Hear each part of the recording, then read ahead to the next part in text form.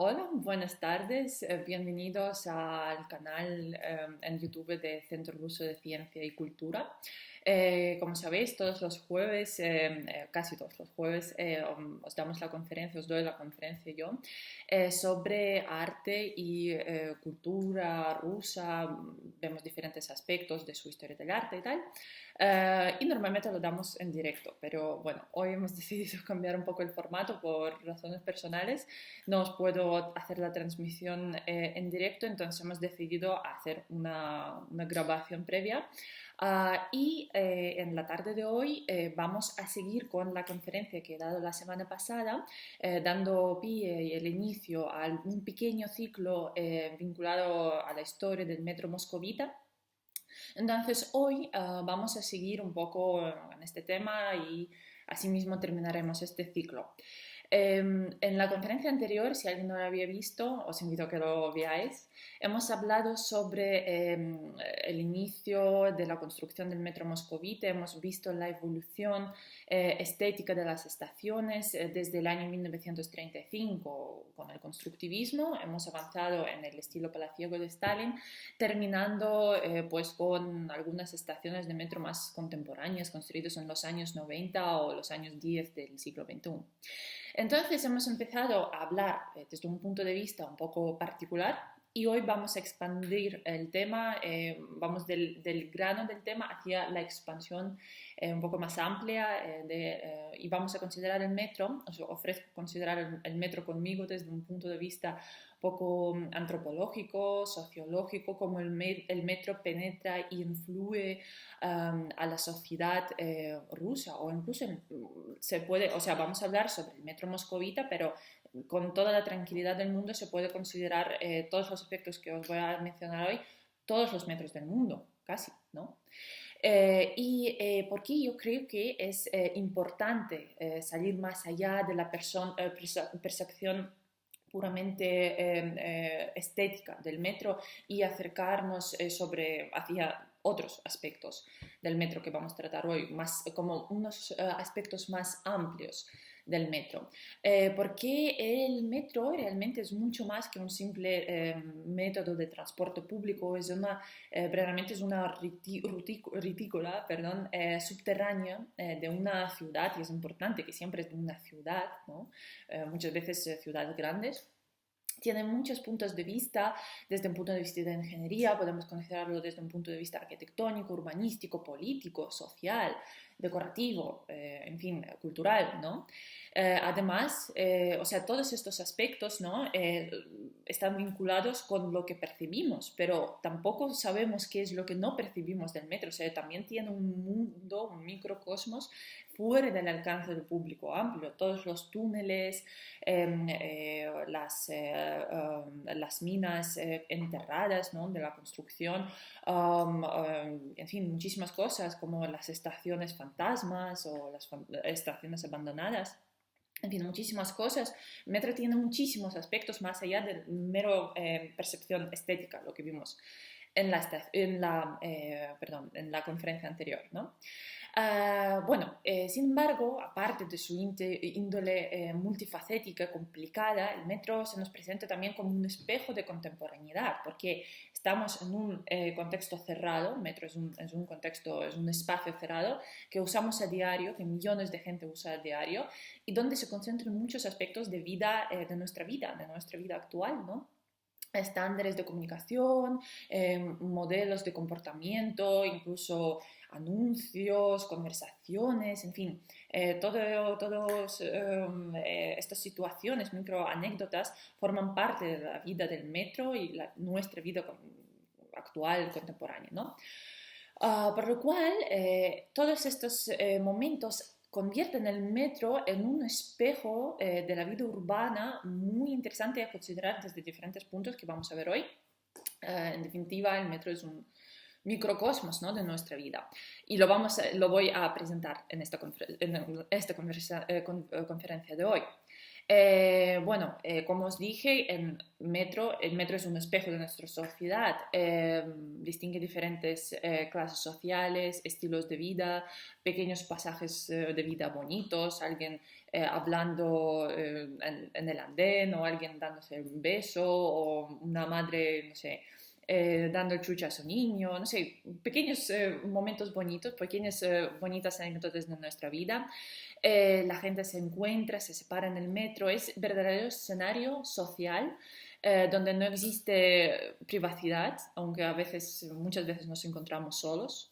Yo creo que muchos directores del cine, escritores, pintores, poetas, se han encontrado inspirados por esta naturaleza del metro, ¿no? De este mundo subterráneo.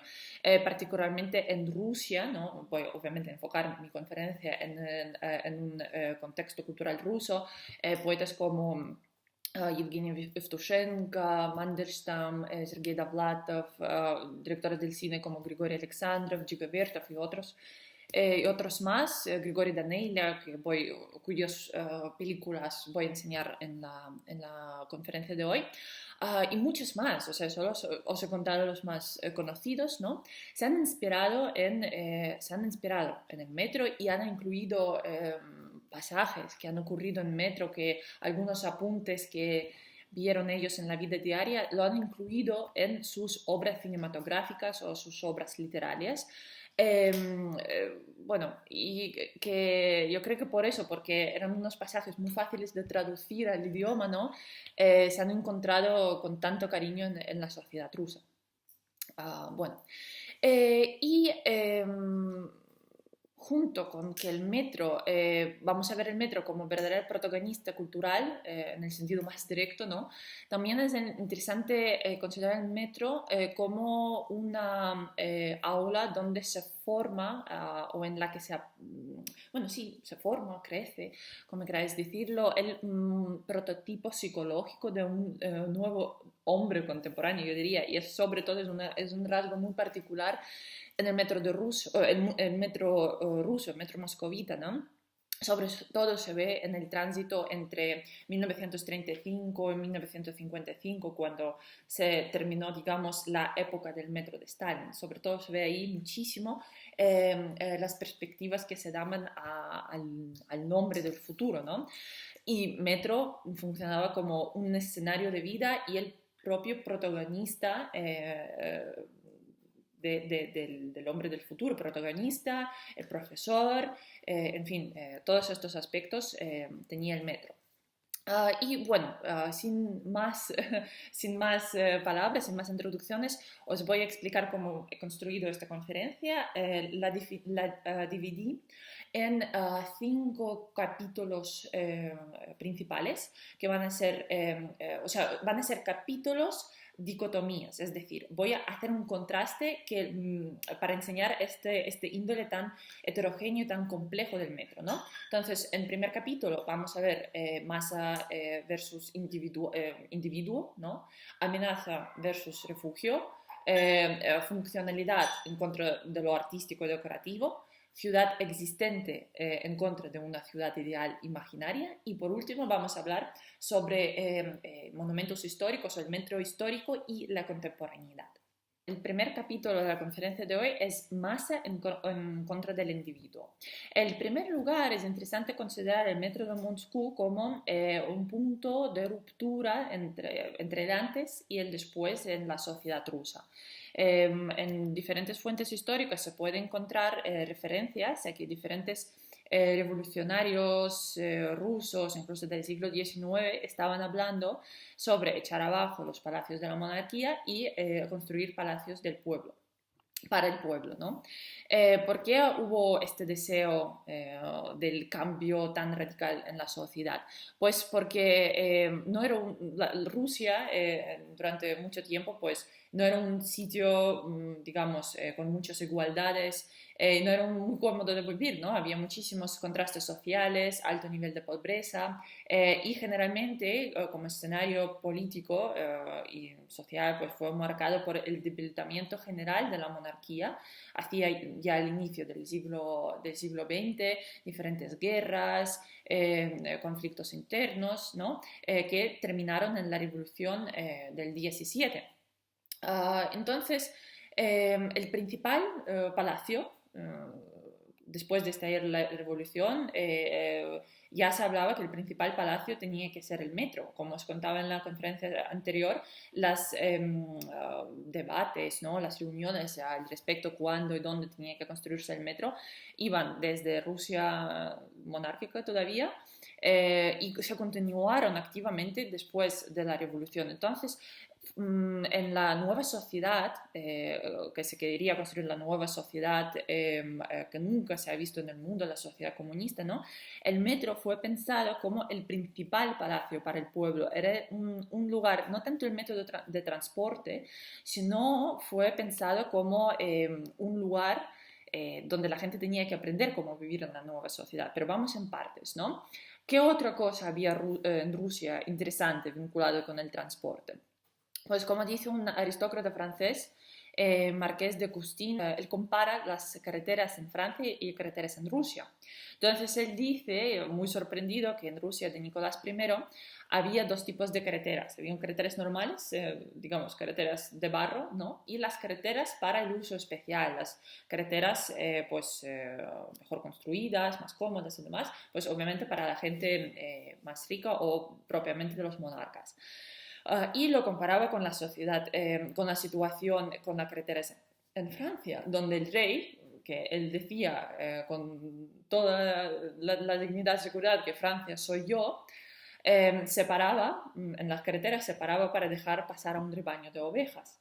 Y todo el mundo en Francia conocía sus derechos, que el rey está muy bien, pero la carretera es para todo el mundo, pertenece a todo el mundo. En Rusia la situación no fue exactamente igual. Entonces, finalmente, el metro, construido ya en 1931 y finalmente construido en 1935, cuando se abrió la primera estación Sokolniki en Moscú, el metro estaba construyéndose bajo el lema de construyamos los palacios para el pueblo. Y donde este palacio tenía que ser una construcción, un lugar, ¿no? Subterráneo donde todo el mundo se sentiría cómodo, a gusto, útil para la nueva sociedad, pero al mismo tiempo tenía que aprender su papel en esta sociedad nueva. La primera tanda del metro, construida en los años 30, 1935-38, incluso hasta la segunda mitad de los años 50, si vamos a ser exactos, ¿no? El metro fue pensado como una especie de libro, una especie de apuntes donde la gente bajando todos los días a coger el tren, el trabajo y demás, se tenía que aprender cómo se vive en esta sociedad y tenía que seguir las reglas de esta nueva sociedad.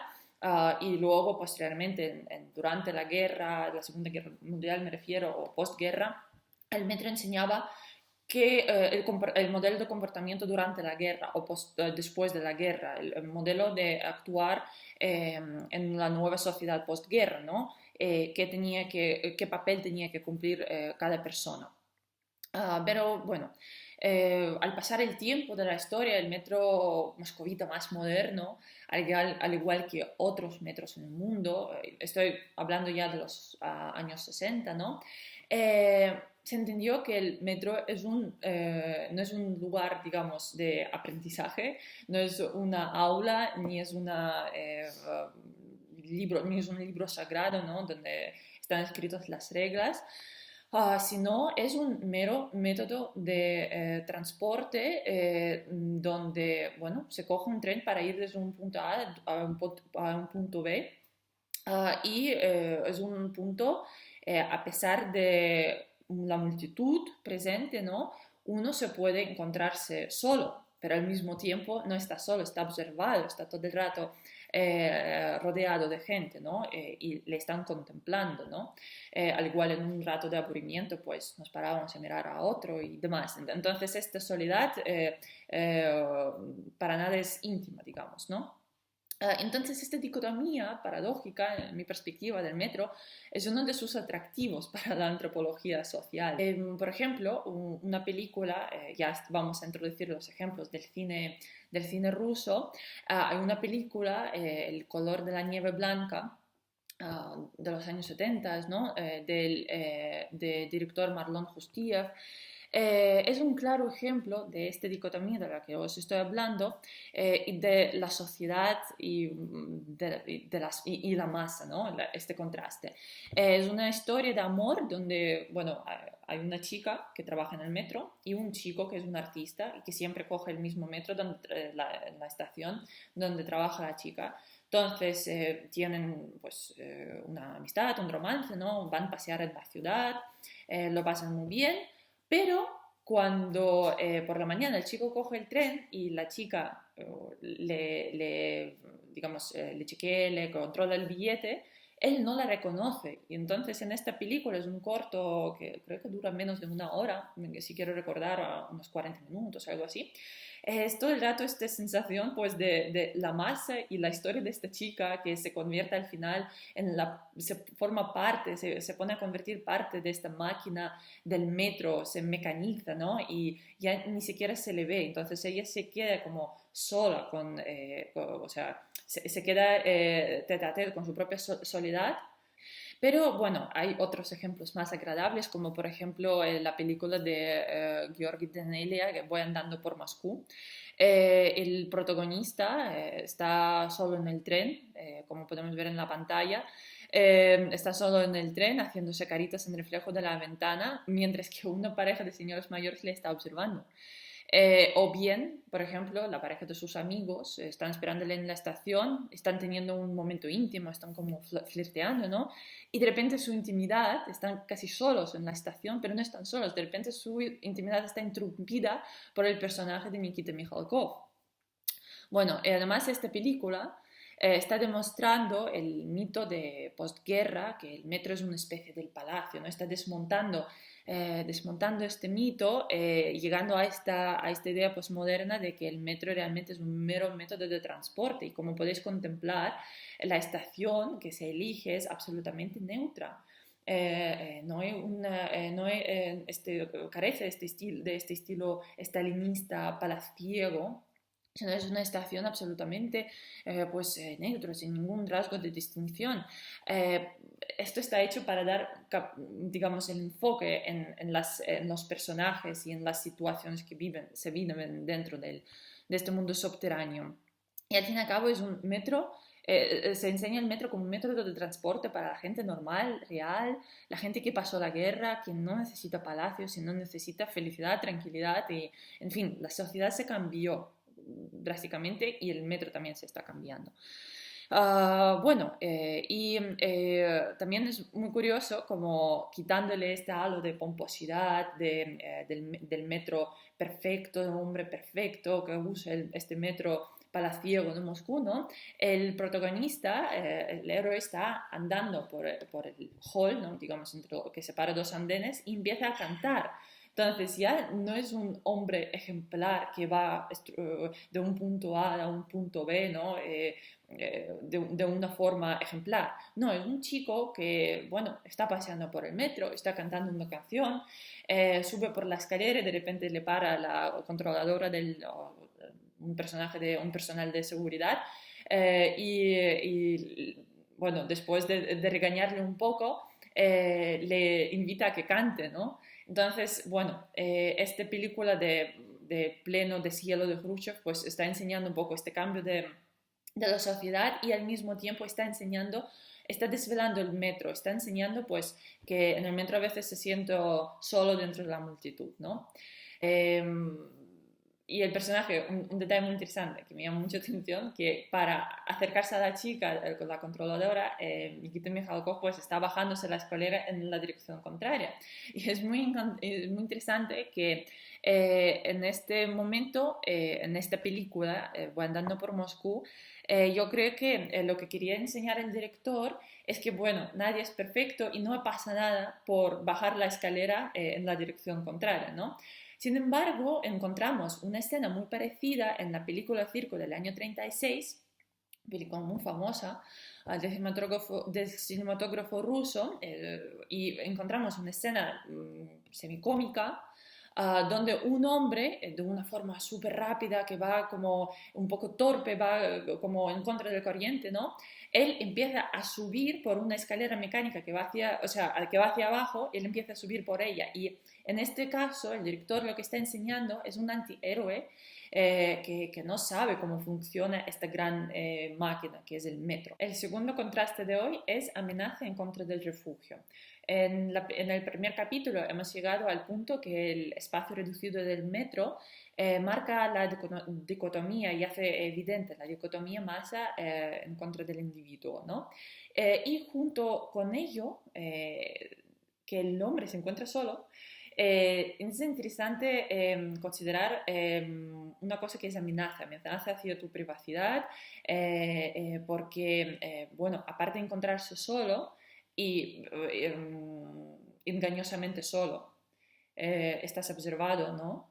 Aparte de eso, al entrar en el metro, tú te sumerges en un sitio donde tienes que escuchar anuncios, avisos, en el visor del pasajero, ¿no? Todo el rato están entrando anuncios en la pared, otra gente, no sé, en los auriculares, mientras que estamos escuchando nuestro audiolibro, nuestra canción favorita, ¿no? Están entrando los sonidos no siempre agradables de la música callejera. En fin, todo el rato son estas pequeñas distracciones que nos están sacando hacia afuera de nuestro mundo interno, de nuestra soledad, ¿no? Y sobre todo, en la hora punta, se puede olvidar del concepto de la privacidad, está completamente amenazado, ¿no? Por los factores externos. Entonces, el metro es un lugar donde un ciudadano está continuamente encontrándose con el hecho de la civilización tecnológica que está como violentamente entrando en su radio de ser, en su radio de existencia. Y de hecho, muchas veces esta tecnología supone también un peligro, ¿no? Uno se puede caer en una escalera mecánica o los trenes van muy rápido, tenemos que siempre mantener la distancia con el andén. En fin, es también es un lugar donde hay que mantener reglas de seguridad porque el metro, en fin y al cabo, es un sitio donde hay mucha electricidad, hay trenes, incluso hay contaminación muchas veces peligrosa, ¿no? Para nuestra salud respiratoria. Y esta cara peligrosa del metro se ve muy bien en algunas películas americanas. En Rusia, por ejemplo, el metro no se podía ver como un lugar de amenaza. Ahora vamos a ver este contraste. Entonces, en algunas películas americanas, como por ejemplo The Taking of Pelham 1, 2, 3, o por ejemplo la famosa película El incidente de Larry Pierce, todas estas películas están enseñando el metro como un lugar cerrado, claustrofóbicamente cerrado, del que no hay salida, y un lugar potencialmente peligroso donde, aparte de los factores externos, como sobre todo se ve en The Taken of Pelham 1, 2, 3, sobre todo se ve que la persona puede estar amenazada, su vida directamente puede estar amenazada por otras personas que están penetrando con su intimidad, o bien por la propia tecnología del metro, bueno, no voy a hacer un spoiler, pero bueno, cuando el tren al final en fin, ir a mucha velocidad, suponiendo un gran peligro para los pasajeros. Sin embargo, como os dije, en las películas soviéticas es que ni siquiera se pensaba un planteamiento así como que el metro puede ser un lugar peligroso. Bueno, todavía el metro puede ser un lugar aburrido, o un lugar pues neutro, pero peligroso no. Sin embargo, bueno, en algunas películas, como por ejemplo las ya películas contemporáneas rusas, por ejemplo una que se llama la vigilancia nocturna del 2004, basada en una novela homónima. El metro se convierte no tanto en un escenario peligroso, sino en un escenario caótico, en un lugar donde ocurren cosas caóticas, extrañas, donde aparecen unos personajes no perfectos, muy extraños, en fin, o sea, el metro ya empieza ya completamente a deshacerse el mito del metro y ni siquiera, bueno, existe como tal, ¿no?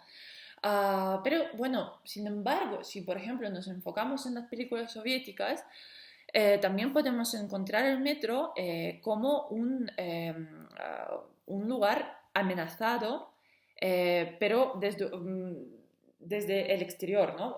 Se ve muchísimo en las películas de guerra. Y en las películas de guerra se ve dos puntos de vista del metro, tanto como un lugar de amenaza como un lugar de protección, ¿no? Por ejemplo, hay una película de Yuri Yegorov del 1958 que se llama Voluntarios, que, bueno, entre otras cosas está contando la vida de la generación que, bueno, que luchó, se fue a luchar en la guerra civil española, que construyó la primera tanda o la primera fase de las estaciones de metro de Moscú y que posteriormente pues fue obligado a participar en la Segunda Guerra Mundial, ¿no? Entonces hay un pasaje donde los mineros que estaban construyendo la primera línea del metro de Moscú eh, estaban dentro de la mina, del túnel, ¿no? Y pues hubo un accidente. Entonces hay una escena que enseña claramente que el metro no es un lugar seguro donde pueden ocurrir accidentes. Y esta película en parte es un poco un homenaje a toda esta generación que antes de la guerra hizo muchísimas cosas importantes históricamente, ¿no? Pero bueno, al mismo tiempo, en estos mismos años también aparecen las películas como la archifamosa Vuelan las cigüeñas, creo que está disponible en YouTube con los subtítulos en inglés, una película del año 57 y al contrario de la película anterior, Los Voluntarios, está enseñando el metro que es un lugar de seguridad, es un lugar que protege y hay una escena, bueno, básicamente toda esta película está hecha para llorar y llorar y llorar, pero bueno, es una de estas escenas donde uno se rompe en lágrimas, es cuando la protagonista abandona a sus padres que se quedan en la casa y corre al metro, se refugia ahí y los padres dijeron, "Ah, no te preocupes, ya iremos, que seguramente esta vez no caerá en nuestra casa". Y bueno, la cosa es que efectivamente la chica protegida en la estación del metro pierde su familia, ¿no? Entonces enseñan este contraste que el metro es un lugar de protección, el metro fue construido para proteger al pueblo, ¿no?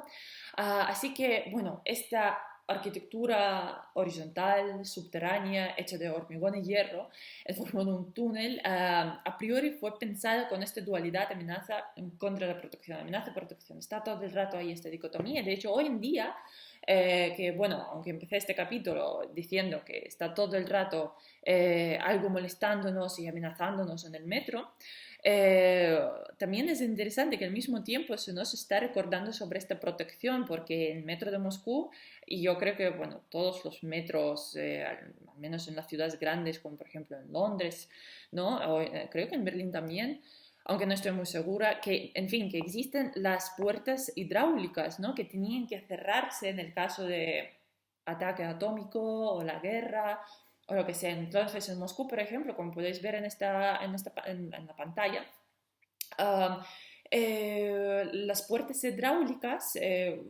siguen existiendo. Entonces, nos están recordando todo el rato que, bueno, amenaza protección está ahí, ¿no? Bueno, También es muy curioso contemplar el papel del metro en el arte, o esta dicotomía del metro en el arte, y de nuevo me entra contraste entre el arte occidental, europeo, y el arte ruso. Por ejemplo, hay una famosa serie de Henry Moore, de unas pinturas, de una serie de pinturas que se llama Blitz, que se dedica pues, cómo la gente se protegía en el metro de Londres. Entonces es una serie de pinturas, en fin, que de forma muy expresiva, como podéis contemplar, está representando este miedo y vulnerabilidad que siente uno incluso en el metro. O sea que en ningún lugar puedes estar protegido. Mientras que en el arte soviético, o sea, de aproximadamente la misma época, hubo otro pintor que se llama Grigory Shegal que hizo un cuadro bajando por la escalera del metro. Es un cuadro del año 43 y es interesante, no tanto el cuadro, aunque también lo podéis contemplar aquí, sino el boceto que hizo para uno de los personajes que veis aquí, que es la mujer con el niño, con su hijo, ¿no? Entonces, en esta mirada tan expresiva, en este realismo socialista puro, sin necesidad digamos, a llegar a este nivel expresivo de Henry Moore, ¿no? Sino es un arte puramente figurativo, podemos ver toda esta emoción compleja entre el miedo, frustración, preocupación, miedo tremendo a la muerte, ¿no? Pero al mismo tiempo lo que podemos ver en la mirada, o al menos lo veo yo en la mirada de esta mujer, es la serenidad y fuerza que siente pues, al bajar al metro, ¿no? Es muy curioso contemplar esta dicotomía que se ve tanto en las películas, en la vida real, e incluso en las artes visuales. El tercer capítulo es funcionalidad en contra del decorativismo.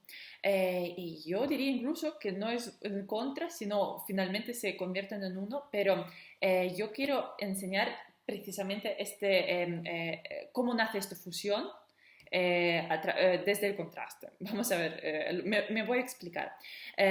Los palacios de la época de Stalin, me refiero a las estaciones de las épocas pues, entendidas entre 1938 y 1955, en las fases, pues la segunda, tercera, cuarta fase de la construcción del metro de Stalin, vemos muy claramente esta artificialidad del metro, este índole decorativo del metro. Es decir, cuando uno entra en el hall principal de la estación o en hall que separa en el metro de Moscú, los andenes están separados por un pasillo, ¿no? Por un hall subterráneo interior. Entonces, cuando uno entra ahí, pues se encuentra con una decoración hecha, realizada en el material clásico, pues mármoles, yesos, bronces, con técnicas antiguas tipo bajos relieves o mosaicos. Y este metro tenía que explicar a un supuesto hombre del futuro cómo tenía que vivir en el mundo del futuro, qué papel tenía que tener en el mundo del futuro. Interesante este contraste, materiales antiguos, las técnicas casi arcaicas, explicando cómo vivir en el futuro. Y una vez cuando uno entraba en el tren, se sumergía en el túnel interior, en las tripas casi del metro, bueno, si un ser un pasajero con un pensamiento crítico que se fijaba en estos detalles entendía pues este índole decorativo del metro, que realmente uno previvía pues en este escenario casi teatral que le imponía el régimen. Y luego, posteriormente, en los años 60 y ya finalmente en los años 70, los arquitectos del metro empezaron a quitar todo este decorativismo y toda esta falsedad, en cierto modo, del metro moscovita y empezaron a enfocarse, a regresar, yo diría, a las raíces de algunas estaciones originales del metro de Moscú, donde podemos ver la influencia constructivista. Entonces, los arquitectos ya posmodernos empezaron a fijarse en el constructivismo y dijeron que bueno, verdadera belleza está en la construcción del metro. Belleza es la construcción y es la construcción es la propia decoración de la estación del metro, ¿no? Entonces, poco a poco, ya llegando a las épocas contemporáneas, incluso postsoviéticas, el metro ha perdido este índole de decorativismo en entender estético, digamos, desde el punto de vista estético, o sea, se han quitado yesos, bronces, todo esto que realmente no forma parte de una naturaleza, de un transporte subterráneo. Sin embargo, el metro, con su decorativismo funcional, con su funcionalismo, ¿no? En sí mismo se ha convertido en el propia decoración de vida, ¿no? O sea, sin necesidad de llegar a una decoración casi museística. De los objetos del museo, a estas galerías de arte que pudimos ver en los años 30. Y es muy curioso ver cómo se convierte en el escenario de vida. Por ejemplo, en las películas soviéticas, ¿no? Hay una, bueno, ya de último momento, que se llama Nastia, que es del año 1990, se convierte como en una especie de pasarela surreal um, de decoración, o sea, decoración es absolutamente neutra, es una estación de metro funcional, con líneas limpias y puras, ¿no? Y estas líneas puras de construcción del metro se convierten en un escenario. También otro ejemplo muy interesante, como el metro de Moscú se convierte en una decoración de algo, es por ejemplo las pasarelas de moda que se hicieron súper populares en los años 90, como por ejemplo la pasarela de la casa Givenchy de 1997. El joven Alexander McQueen pues, presentó su colección de otoño-invierno 97-98 dentro de una cochera del metro, donde la gente tenía que pasar pues, con unas invitaciones privadas y demás, y en fin que la estación que estaba al lado de la estación Sokol, pues se convirtió en un escenario de una fiesta privada. O bien también otro diseñador, Alexander, pero en este vez un diseñador ruso, Alexander Terehov, en 2019, hizo también su pasarela en el hall de la estación de Dostoyevsky, y de hecho pues los modelos estaban presentando la moda contemporánea en fin, con los móviles, la moda cómoda para una ciudad grande tal, con el background, con la decoración de Dostoyevsky, del pasaje de las novelas de Dostoyevsky, como Crimen y Castigo, por ejemplo. Entonces, bueno, esta dicotomía entre funcionalidad y decorativismo de las estaciones del metro y al final que la función se convierte en la decoración en sí, es muy curioso contemplar precisamente en las estaciones del metro de Moscú. La penúltima dicotomía del metro es ciudad existente versus la ciudad ideal imaginaria. Citando al principal ingeniero del metro leningradense, bueno, peterburguense hoy, Alexander Sokolov, en 1957 él dijo una frase que la trayectoria de las vías del metro de una estación a otra van por el camino más corto. No tiene ningún vínculo con la cuadrícula de las calles.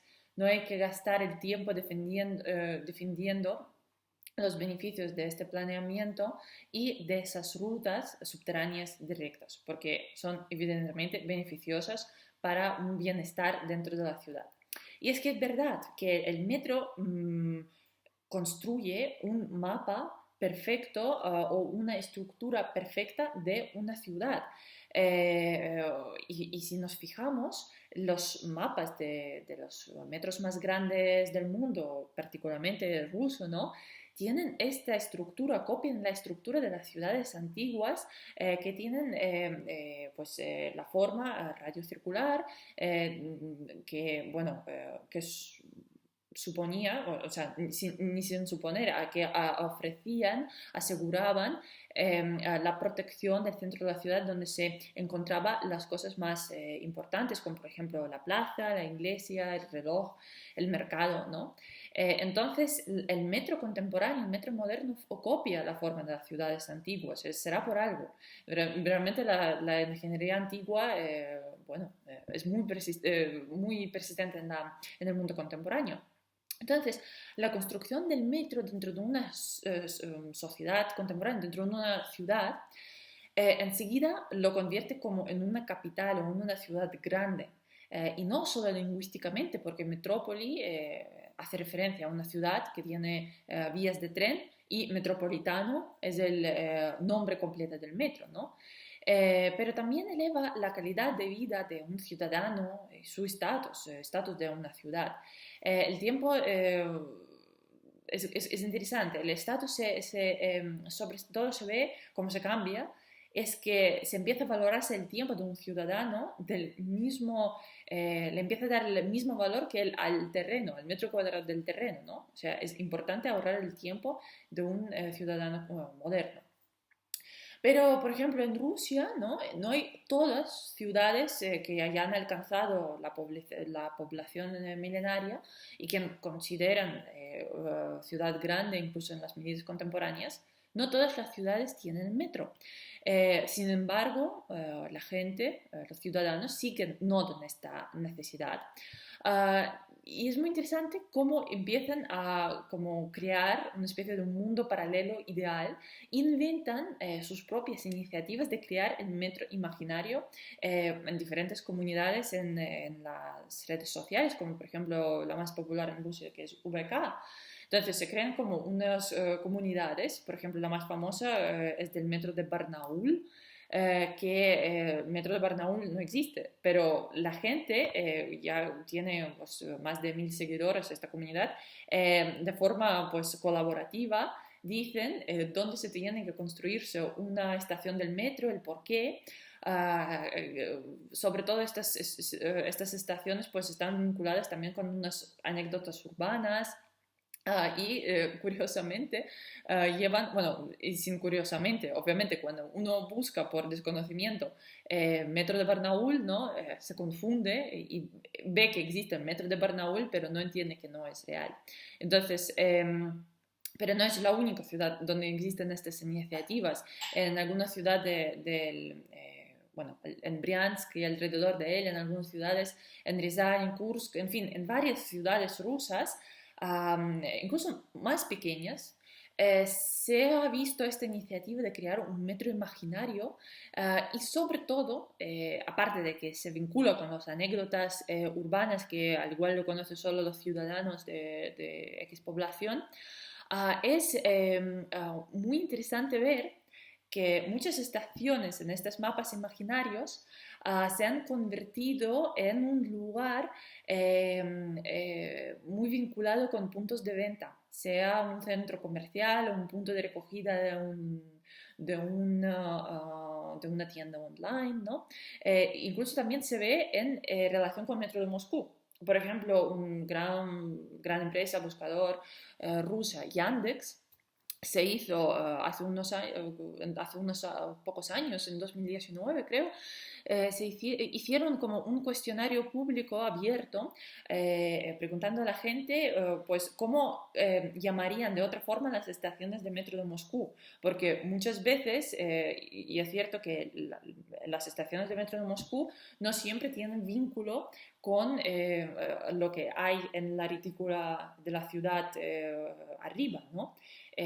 Sobre todo el metro de Stalin pues tiene vínculo con, y ni siquiera de Stalin, o sea, hay más de 200 estaciones en el metro de Moscú y casi todas están vinculadas pues con alguna cosa no vinculada con la ciudad en sí, o con un lugar particular.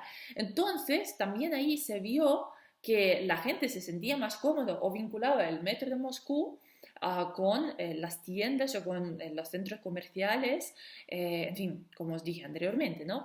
Y no es algo en la cultura rusa porque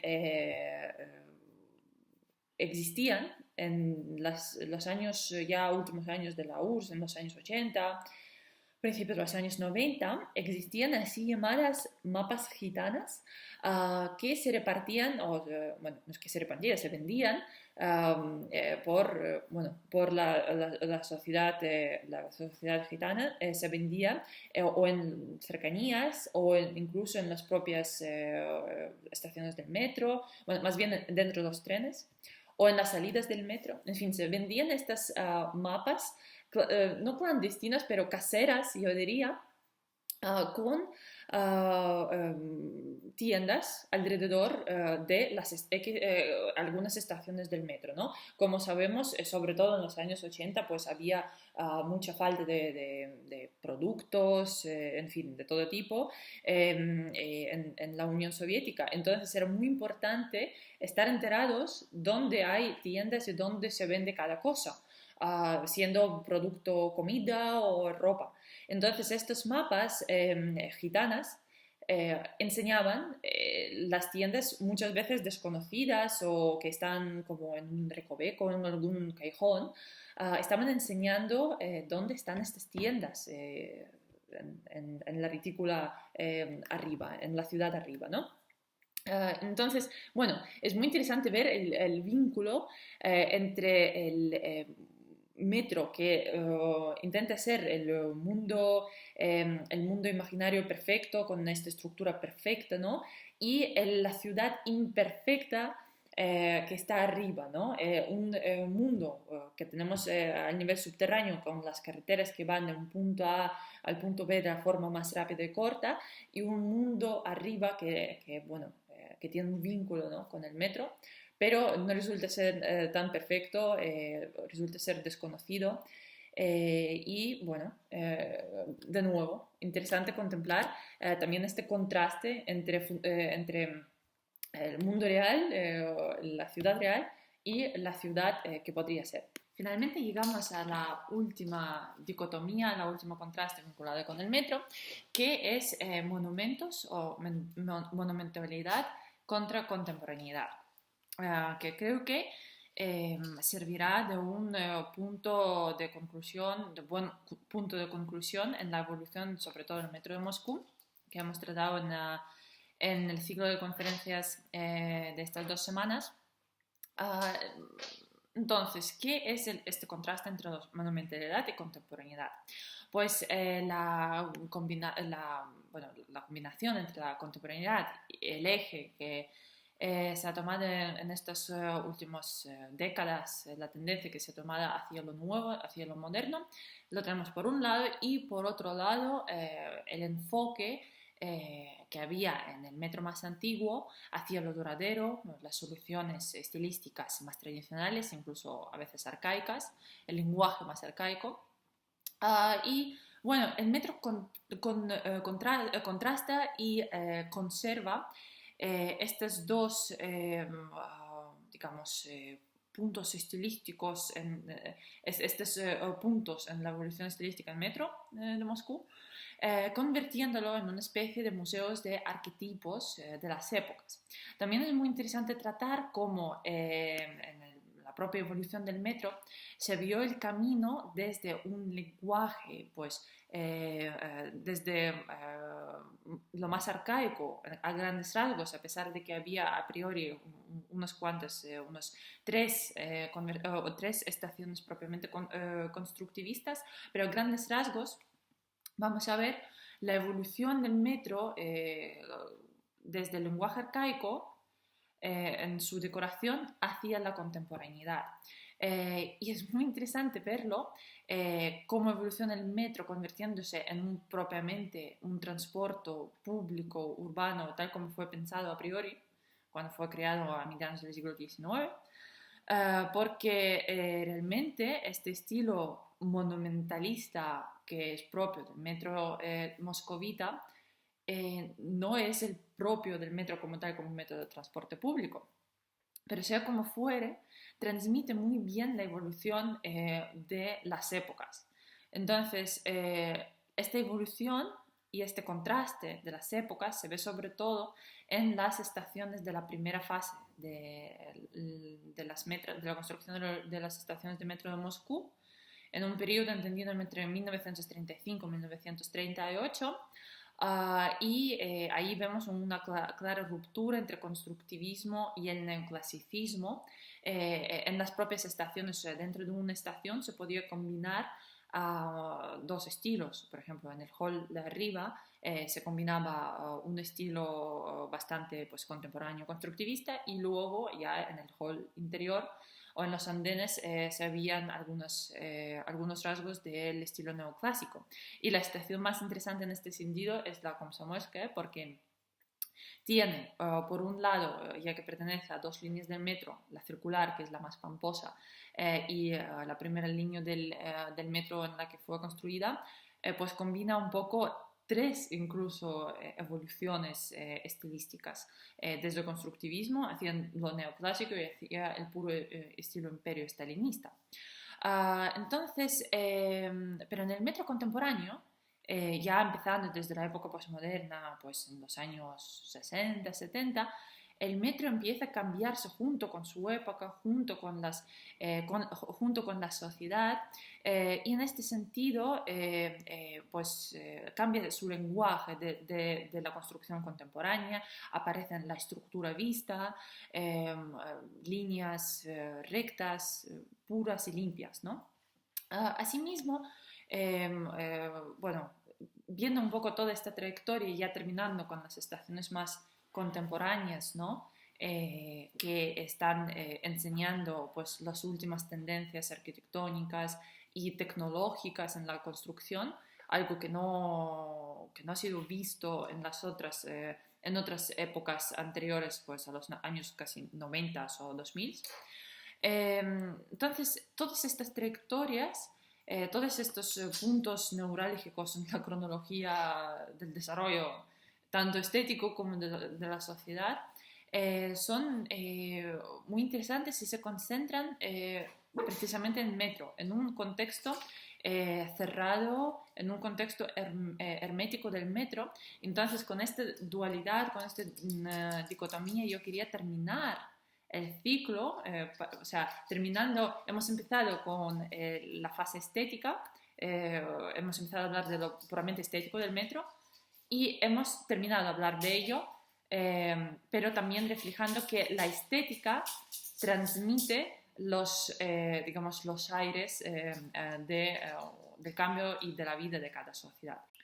Entonces, el objetivo de estas dos conferencias, de este pequeño, digamos, curso temático sobre el metro de Moscú, fue principalmente enseñar y salir un poco del cliché sobre el metro moscovita, que se reduce en la línea circular, y el metro de estilo Imperio Stalin, y enseñar diferentes estaciones de unos estilos muy diferentes, de las épocas muy diferentes, y también tratar el tema del metro desde muchos puntos de vista, enseñar el metro como un lugar donde existe, vive y se desarrolla una sociedad contemporánea.